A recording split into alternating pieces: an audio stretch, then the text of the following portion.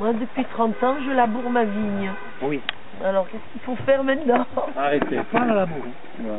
La vigne, Et qu'est-ce qui ne pousse que de...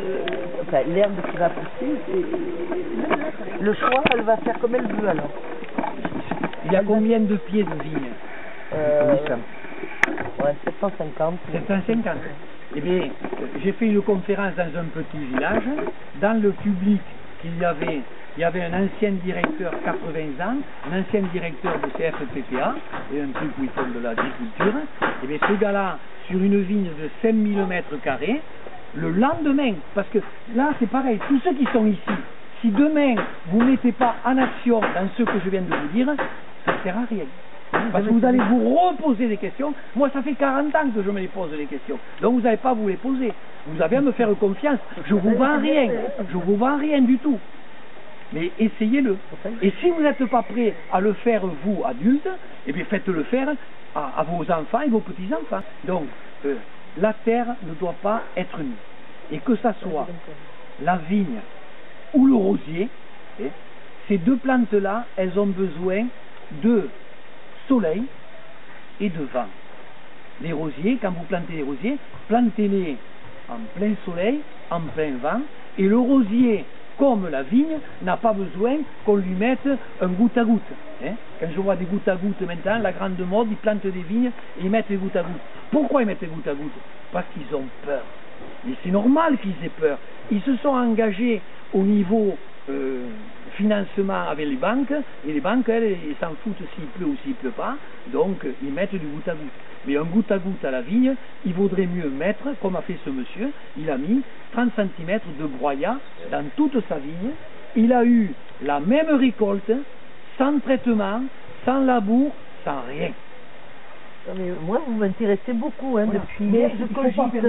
Mais je le prends où, les 30 cm de broyat Où je les prends? Combien nous sommes aujourd'hui? On est 30 là. Je suis sûr qu'il y a plein de gens ici dans cette assistance qui vont tailler ceci, qui vont tailler cela. Et c'est tout. Rassemblez-vous et l'union fait la force et c'est tout. Et il y a un broyeur là, en avant. Moi j'en ai un broyeur. Eh bien, c'est tout. On va prendre les mails. Allez dans les déchetteries, c'est pareil. Quand vous voyez tous les déchets qui s'en vont dans les déchetteries, c'est pas. Alors, ce qu'il faut comprendre, un végétal est adulte à la 4e année. Après 4 hivers, il est adulte. Et surtout, si vous avez mis le broyat. À partir de la 4e année, il n'a plus besoin de rien s'il y a eu le broyat.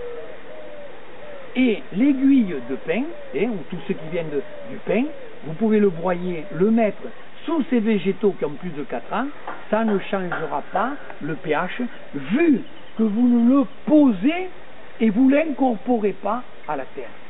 Et vous ne labourez plus. Et en fin de compte, du moment que vous avez le ver de terre, c'est lui, il faut, si vous prenez ces turicules, que vous les amenez en laboratoire, sans rien dire, faites-moi l'analyse, cette terre est parfaite et contient tous les oligo-éléments. Il n'y a besoin de rien.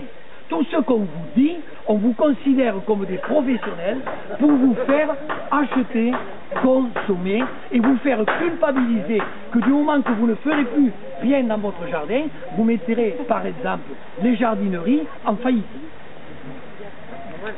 Sachant que 70% des vendeurs en jardinerie sont incompétents volontairement pour qu'ils vous vendent. Voilà. Prenons l'exemple du fraisier. Le fraisier, quand on voit un pied de fraisier, vous savez, madame, monsieur, ce fraisier durera 4 ans. Au bout de 4 ans, vous verrez, il deviendra tout jaune, il aura la chlorose, le pied va se dessécher. Eh bien non, plantez des fraisiers, mettez des aiguilles de pin pour maintenir ce pH aux alentours de 6, ça va se faire naturellement. Ne l'arrosez plus, ne mettez plus de goutte à goutte. Par contre, le fraisier, l'été, à la tombée de la nuit, aspergez le feuillage, plus de chlorose, et en plus, avec ces aiguilles de pin, quand vous mangerez la fraise, vous allez trouver un autre goût. Mais cette fraise, elle aura poussé naturellement.